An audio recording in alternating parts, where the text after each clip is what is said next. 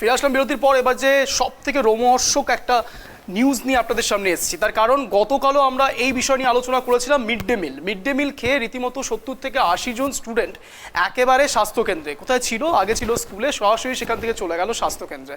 তারপর যেটা প্রতিনিধিদের সঙ্গে কথা বলে আমরা জানতে পারি, সেখানে কিন্তু 100 জনের মতো প্রায় এই অবস্থার জেরে সরাসরি স্বাস্থ্যকেন্দ্রে গিয়েছিল। কিন্তু কেন এই অদ্ভুত পরিস্থিতি, আমরা কথা তুলেছিলাম গতকাল ট্রাইব টিভির পক্ষ থেকে, যে কেন এরকম ঘটনা ঘটবে, কেন এই স্টুডেন্টগুলো মিড ডে মিল খেয়ে এইরকম অবস্থার সম্মুখীন হবে। ঠিক সেটারই হয়তো আজকে জের হয়েছে। কেমনভাবে শোনাচ্ছি আপনাদের।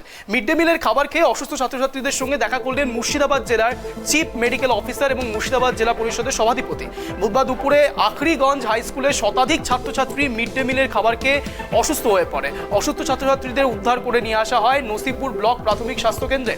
খবর পেয়ে বুধবার সন্ধ্যায় নসিপুর স্বাস্থ্যকেন্দ্রে এসে পৌঁছায় মুর্শিদাবাদ জেলা chief medical officer doctor Sandeep Sanyal ও মুর্শিদাবাদ জেলা পরিষদের সভাধিপতি রুবিয়া সুলতানা। এটা কিন্তু কোনো ছোটোখাটো ঘটনা নয়। 70 থেকে 80 জন ঘটনা বা 100 জনের ঘটনা এখানে সব থেকে মূল কেন্দ্রে নয়। মূল বিষয় হলো মিড ডে মিলের খাওয়ার খেয়ে বাচ্চাগুলো অসুস্থ হয়েছে কিনা।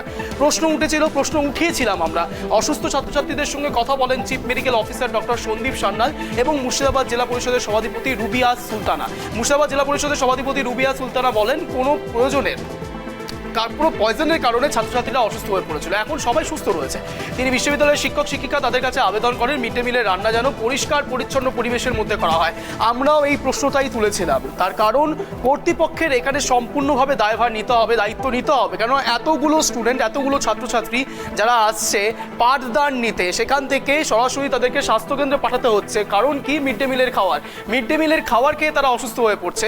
সামান্য একটু খাবার খেয়ে তারা যদি স্কুলে সামান্য ভালোভাবে পড়াশোনা না করতে পারে, তাদেরকে যদি স্বাস্থ্যকেন্দ্রে পৌঁছতে হয়, তাহলে প্রশ্ন উঠবে কর্তৃপক্ষের ওপরে। সেই প্রশ্নটাই আমরা তুলেছিলাম। আর আজকে দেখুন ঠিক তার এফেক্ট পড়েছে এবং সংবাদ মাধ্যম সেই এফেক্ট ফেলেছে। তার কারণ কর্তৃপক্ষের তো দায় নিতেই হবে। তার কারণ এই ক্ষুদে ছাত্রছাত্রীগুলোর দোষ কিন্তু কোনোভাবেই নেই।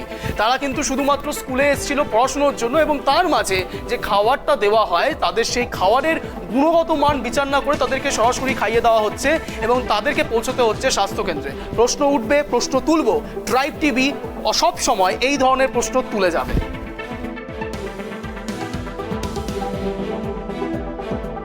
দেখুন, আজকে আপনারা জানেন যে আখরিগঞ্জ যে হাই স্কুল, সেখানে বাচ্চাদের মিড ডে মিলের যে খাবার ছিল দুপুরবেলা, সেটা খেয়ে বাচ্চারা অসুস্থ হয়েছে। তার জন্য আজকে আপনারা এখানে দেখলে যে ভগবানগোলা যে নসিপুর হসপিটাল, সেখানে বাচ্চাদেরকে ভর্তি করা হয়েছে প্রায় 50 জন মতো। কিন্তু একটা জিনিস যে এখন আমি ঢোকামাত্র দেখলাম যে বাচ্চারা সুস্থ আছে, নর্মাল হয়ে গেছে তারা, কিন্তু এটা ফুড পয়জনের কারণে হয়েছে। তো আমি স্কুল কর্তৃপক্ষকে বলবো যাতে আগামী দিনে তারা এটার দিকে লক্ষ্য রাখেন, যে খাবারগুলো যাতে মিড ডে মিল যে সরকারের পক্ষ থেকে দেওয়া হচ্ছে, বাচ্চাদের খাবার যাতে সবসময় ফ্রেশ থাকে, তাদের চাল ডাল ডিম যাই হবে না কেন, এবং ঢাকা যেটা প্রপার দরকার কিচেন ব্যবস্থার মধ্যে, যে সবসময় খাবার জিনিস আমাদের ঢেকে রাখা উচিত, সেই জিনিসগুলো যাতে তারা মেনটেন করেন, আমি সেটার কথা বলবো। আর কিছু বাচ্চাকে লালবাগে হসপিটালে ট্রান্সফার করা হয়েছে।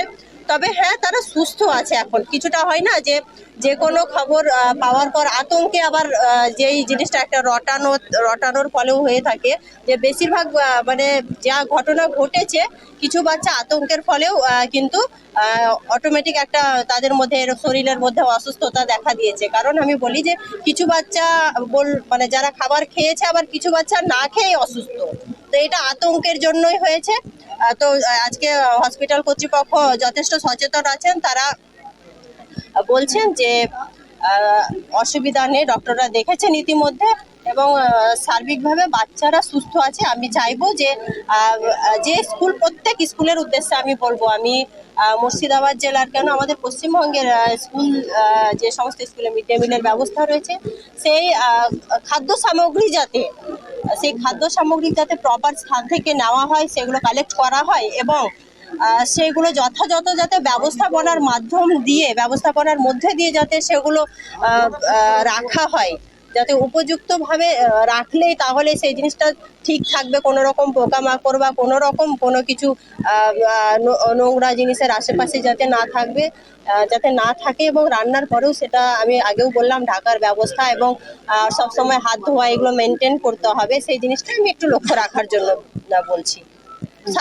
সর্বোপরি আমাদের বাচ্চারা এখন সুস্থ আছে। আমরা একটু দেখার পরে যেরকম ভাবে খবর পেয়েছিলাম একটা আতঙ্কে ছুটে আসলাম, আমিও একটা জায়গা থেকে অফিস থেকে ছুটে আসছি, কিন্তু এখন আমাদের যেটা দেখার পরে আমার মনে হলো যে না, আমাদের বাচ্চারা সুস্থ আছে। বারাণসী কলকাতা এক্সপ্রেসওয়ের জন্য রাজ্যে জমি অধিগ্রহণের তৎপরতা বৃদ্ধির নির্দেশ। বিদেশে যাওয়ার আগে মুখ্যমন্ত্রী বিষয়টি নিয়ে বৈঠক করেন। দ্রুত জমি অধিগ্রহণ করার জন্য সংশ্লিষ্ট জেলা শাসকের সঙ্গে বৈঠকে নির্দেশ দিয়েছিলেন মুখ্যমন্ত্রী মমতা বন্দ্যোপাধ্যায়। সেই মতো নবান্ন থেকে পুরুলিয়া, বাঁকুড়া, পশ্চিম মেদিনীপুর, হুগলি, হাওড়া এবং দক্ষিণ 24 পরগনা জেলাকে তৎপর হতে নির্দেশ দেওয়া হয়। একসময় জমি আন্দোলনের মাধ্যমে মমতা বন্দ্যোপাধ্যায়ের সিংহাসন দখল হয়েছিল এই রাজ্যে। ফলে জমি অধিগ্রহণ নিয়ে তৎপরতার পাশাপাশি সতর্ক রয়েছে রাজ্য সরকার। মানুষের সঙ্গে কথা বলেও তাদের সম্মতিতে অধিগ্রহণ পর্ব ত্বরান্বিত হবে। পুরুলিয়াতে এই এক্সপ্রেসওয়ের 81 কিলোমিটার থাকছে। এছাড়া দক্ষিণ 24 পরগনাতে জেলাতে প্রায় 40 কিলোমিটার, হুগলিতে 13 কিলোমিটার, বাঁকুড়াতে প্রায় 62 কিলোমিটার, পশ্চিম মেদিনীপুরে 59 কিলোমিটার, হাওড়াতে 37 কিলোমিটারের মতো জমির ওপর দিয়ে যাবে এই এক্সপ্রেসওয়ে। বারাণসী কলকাতা এই এক্সপ্রেসের দৈর্ঘ্য প্রায় 650 কিলোমিটারে, তার মধ্যে প্রায় 290 কিলোমিটার থাকছে এই রাজ্যে। জানা যাচ্ছে এই মুহূর্তে যে জাতীয় সড়ক তৈরি হবে সেটি কিন্তু খুবই ভালো একটি উদ্যোগ, এবং এই উদ্যোগের ফলে বারাণসী থেকে কলকাতা এক্সপ্রেসওয়ের দৈর্ঘ্য হবে 650 কিলোমিটার। বিদেশ যাওয়ার আগে মুখ্যমন্ত্রী মমতা বন্দ্যোপাধ্যায় এই নির্দেশ দিয়ে গিয়েছিলেন। তার মধ্যে প্রায় 290 কিলোমিটার থাকছে এই রাজ্যে।